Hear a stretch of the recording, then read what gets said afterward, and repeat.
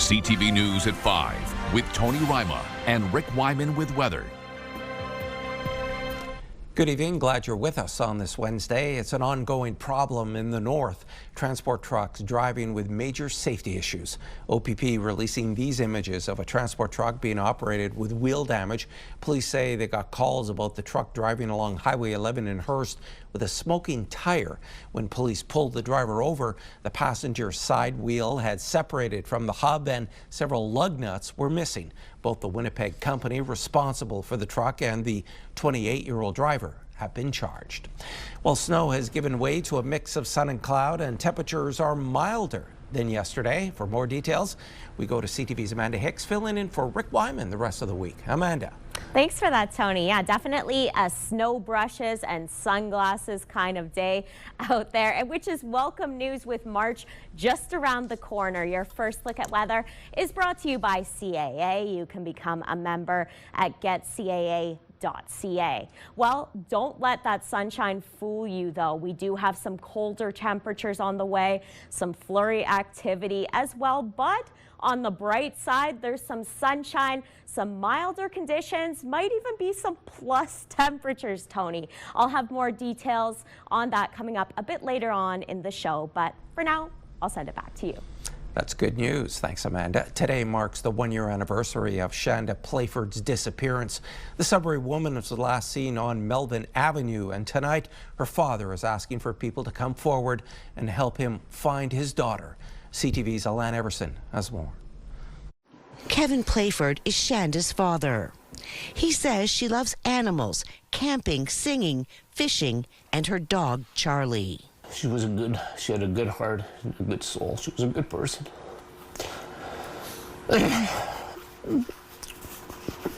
She just had some issues, you know.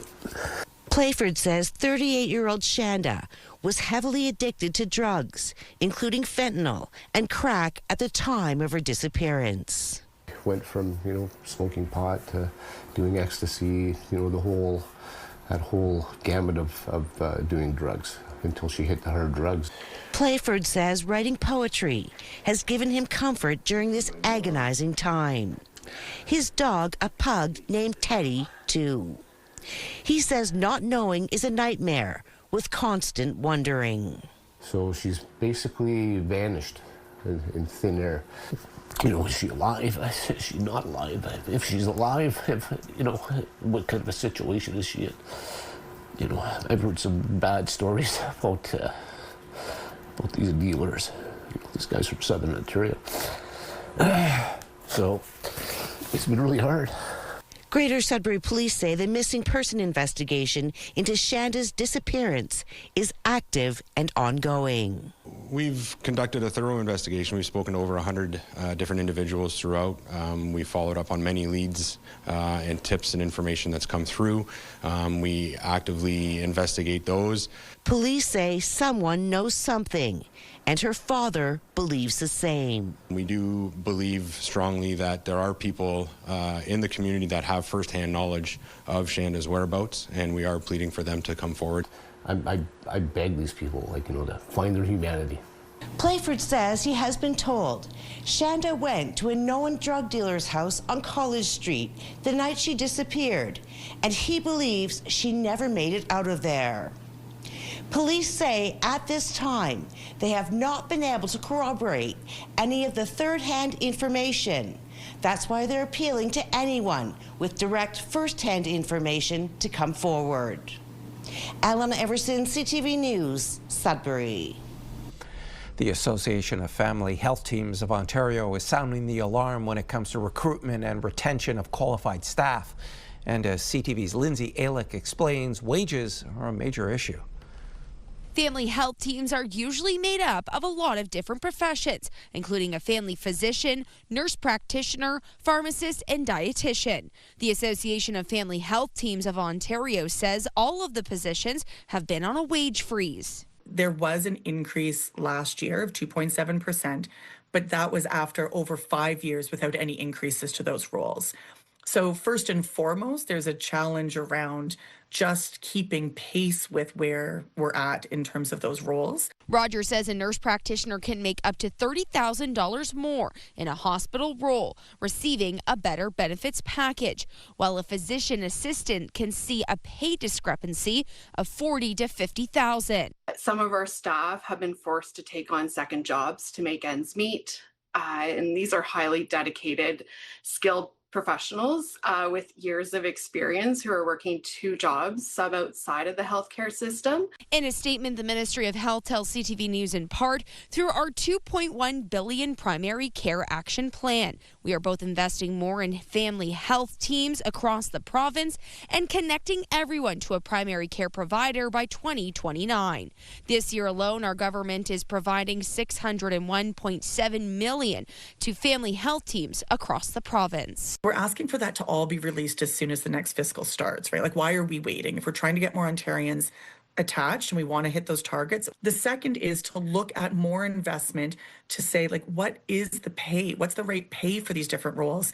And let's make sure we're setting up the system that we're not every couple of years in this cycle of high turnover, because we don't want to be here again. Roger says there are approximately 2 million Ontarians waiting to be attached to primary care. Lindsay Alick, CTV News, Sudbury. It's time for a quick break. Coming up on CTV News at 5. Amanda has your full weather forecast. Right now, we're off to Gillies Lake in Timmins. This live webcam is courtesy of that city. It's minus 13 degrees. We're back in a few minutes. Pure Country 91.7 wants to send you to Sandals South Coast in Jamaica. We're giving away an all-inclusive Caribbean vacation for 2 every weekday. Listen for your chance to win. Pure Country Passport with Sandals Resorts. Get closer to the Caribbean. Welcome back from the break. Happy Wednesday. We're halfway through the week. Hope your week has been good so far. The weather hasn't necessarily been very good to us this week. We've seen a lot of different things out there. We've seen some snow, we've seen some sun, some milder conditions, and I'll tell you, we are going to be seeing some snow as we continue on through the rest of the week here, Thursday evening in particular into Friday. But then by the time we get to Friday, that's when things are going to change. We're going to see some milder conditions, some plus temperatures, which is good news. We're on the cusp of March here. We're getting closer to spring every day, but we'll take a look with the gem on the way. Temperatures here, what things are going to look like over the next 24 hours here. Minus 24 to start your Thursday in Chapleau, minus 20 in Sudbury. It will feel a lot colder than that with the wind chill, so you're going to want to make sure you bundle up. So some colder conditions still on the way for sure. Let's get into it with the 5-day forecast, starting with Sudbury, Nickel Belt. Chance of flurries for tomorrow, high of minus 8 on Friday. Chance of flurries there as well. Minus 9 on Saturday with a chance of flurries. Some sunshine on Sunday. That's nice to see. Back-to-back sunshine Sunday into Monday. Minus 7 on Monday, getting closer to the normal for this time of year. For Sault Ste. Marie, Algoma, chance of flurries for tomorrow, high of minus 6, 2 degrees on Friday, chance of flurries, slight chance on Saturday, minus 10, minus 12 on Sunday, seeing sunshine there, and minus 6 on Monday. For Timmins, Cochrane, Kapuskasing, mix of sun and cloud for tomorrow, high of minus 10, 0 on Friday to start the weekend with the chance of flurries. Chance of flurries on Saturday as well, dropping to minus 14 and minus 15 on Sunday with some sunshine. Timiskaming Shores, Kirkland Lake, mix of sun and cloud for tomorrow, high of minus 8, a chance of flurries as we continue into the weekend, and then sunshine by the time Sunday rolls around. And finally for North Bay, West Nipissing, mix of sun and cloud for tomorrow, high of minus 6, chance of flurries to start the weekend, and then we see some sunshine on Sunday. So Tony, there's some sunshine on the way. That's good news, right? Sending it back to you. Absolutely. Thanks so much for that, Amanda. Sad news tonight as former NHLer and Sudbury native Ron Dugay has stage 4 colon cancer. Dugay's family made the announcement on social media. The family has set up a GoFundMe campaign to help pay for treatments as he's now turning to alternative and holistic treatments as well as standard cancer treatments in the U.S. and abroad. Dugay's number hangs from the rafters at the Sudbury Community Arena, one of only 6 Wolves jerseys to be retired. In Sault Ste. Marie, the waiting list for childcare is longer than the total slots in the city. A new partnership between the YMCA, College and Social Services Board will return a previously closed daycare to its former glory, adding 80 spaces in the process. CTV's Corey Nordstrom has more. A once thriving daycare at Sault College has sat vacant the last 5 years. The YMCA, the college, and the local services board have signed an agreement that will see this site thrive once again. This space, in all likelihood, will be for toddlers, and then we also have a room that looks exactly like this on the other side of the daycare that will be for preschool, and in the middle there's an infant room as well with a separate sleeping room. We're talking about 10 seats for infants, 30 for toddlers, and 40 for preschool children. We have a wait list of about 2,000 to 2,200 children, give or take, and it means 80 new spots for children across our community. It's a really, really big deal. The agreement includes a number of perks for those at the college. 4 of the 80 childcare spots will be dedicated for students' children, and those in the early childhood education program will have placement opportunities on campus. It's something that students who are parents can take good advantage of, and also the fact that we're centrally located. It's a great spot for people of all walks of life to have their kids taken care of in a very safe and comfortable environment. The YMCA has already hired some staff for the new child care center at the college, but is still looking for more. Pagnuco adds that there is some minor work needing to be done on site before it can reopen. I'm assuming that the renovations are going to take anywhere from 2 to 3 months. With a quick move-in time, I'm really hoping to see the center open by May. Corey Nordstrom, CTV News, Sault Ste. Marie. 2 northern teams are going head-to-head in OHL action. Still to come on CTV News at 5. Sudbury Wolves are home to the Sault Greyhounds. But first, we are heading to Algonquin Park and the Wild Bird webcam. It's courtesy of the park, and right now it's -3 degrees.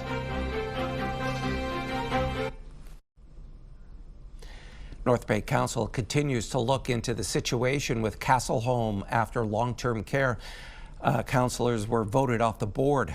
Questions surrounding the drama involving the long-term care facility will play themselves out at the next North Bay Council meeting. Councillor Jamie Lowry announcing his intentions during the meeting last night.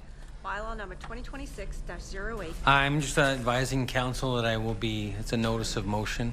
And the reason why I'm bringing this now, and it won't be presented until the next council meeting, but I've really been watching the Cassellholme. Councillor Lowry, I'm going to call you out of order on this. Your notice of motion is only to identify what the motion will be for the upcoming meeting.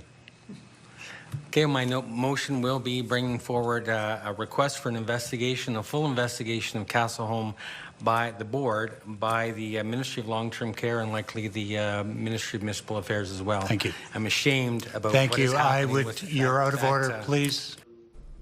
Lowry's comments come after 2 city councillors, Mark King and Chris Main, were voted off the Cassellholme board in what CTV News was told was a vote of no confidence. Both men held a news conference after last night's meeting. King says they were unfairly removed and is still unclear as to why.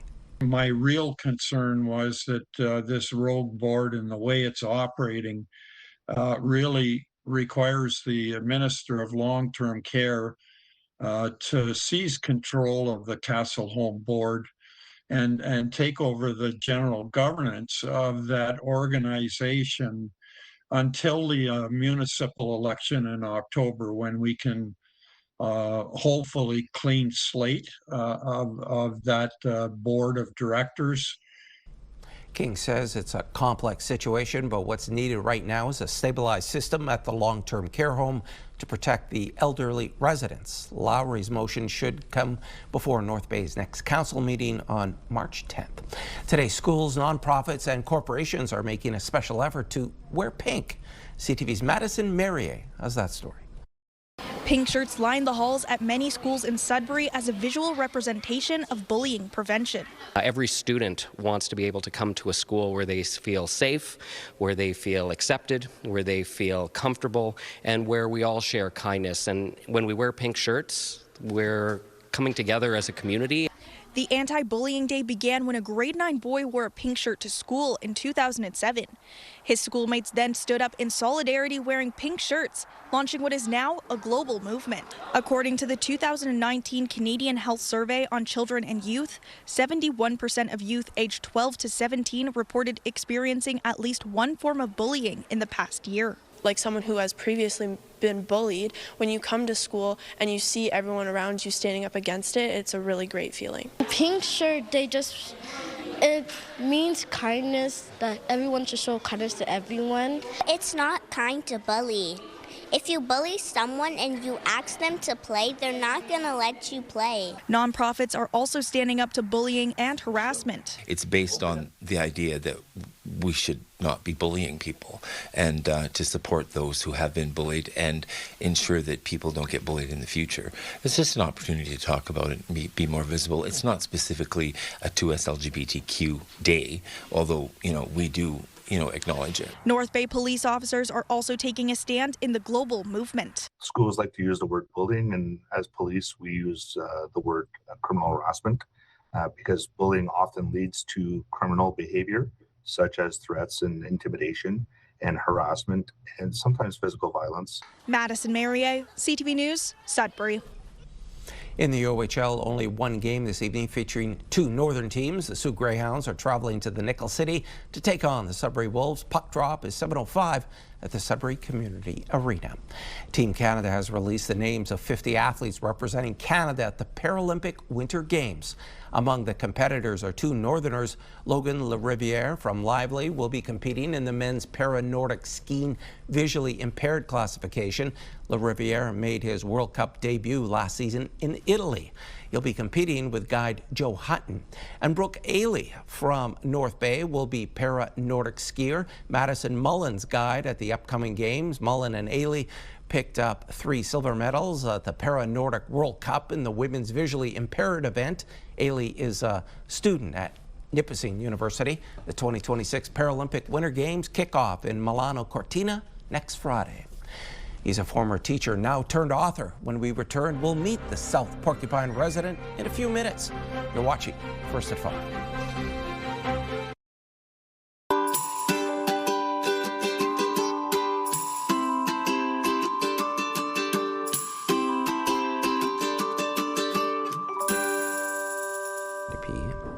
A former teacher in the Timmins neighborhood of Dominic Sangiuliano now joins us from South Porcupine. Hi there, Dominic. Hello, how are you? I'm doing pretty well. So what prompted you to write this book of poems? Well, I always enjoyed and appreciated poetry. And writing poems is a great way to express my thoughts and feelings. And I was retired in the year 2000. But I didn't really have much chance to write because I was really busy back then. But being retired and COVID set in, and that kind of gave me the initiative to start writing poetry.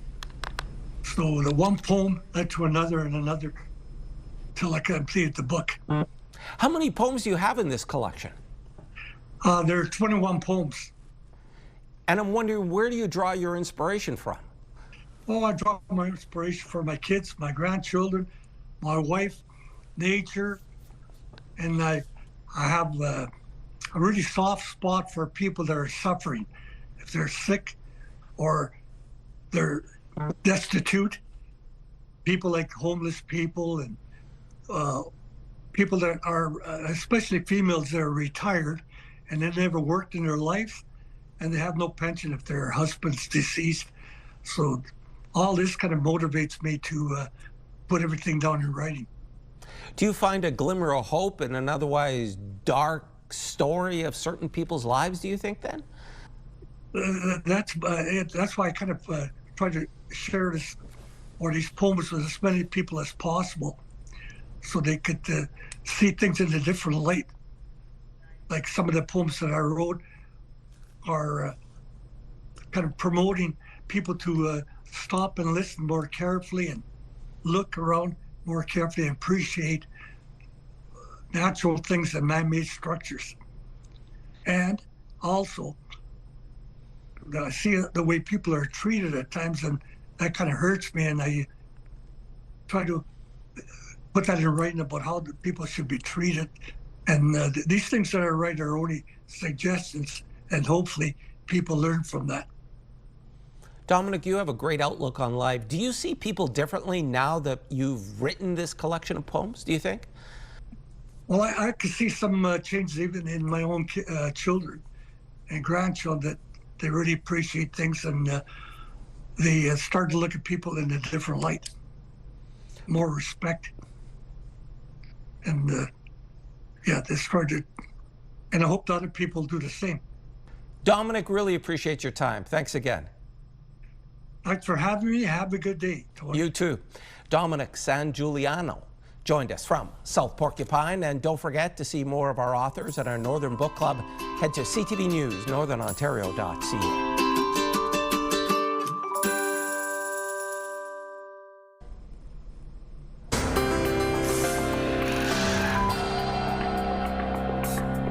Our first community close-up comes to us from Sault Ste. Marie. Bruce Lee says it was nice to see the sun set again at Bellevue Park in the Soo. He mentioned it is still quite chilly these days. I agree. Thanks, Bruce. To the greater Sudbury community of Cape Real, where the town is celebrating its 5th Winter Carnival. The fun begins Friday, February 27th and runs until Sunday, March 1st. Most activities are happening inside or outside the Cape Real Arena. Plus, the Northern Ontario Railroad Museum is hosting a free Crafternoon event. To Timmins, and some great video was sent to us by Rock and Sylvie Whistle. These two miniature horses, Cora and Candy, are enjoying a peaceful walk along the 1-kilometer trail behind their home. The owners say the horses are enjoying some time with them in the cold but sunny outdoors. Thanks so much for this, Rock and Sylvie. And there's more news for the North coming up at 6 o'clock. For now, continue watching as we hand things over to CTV National News.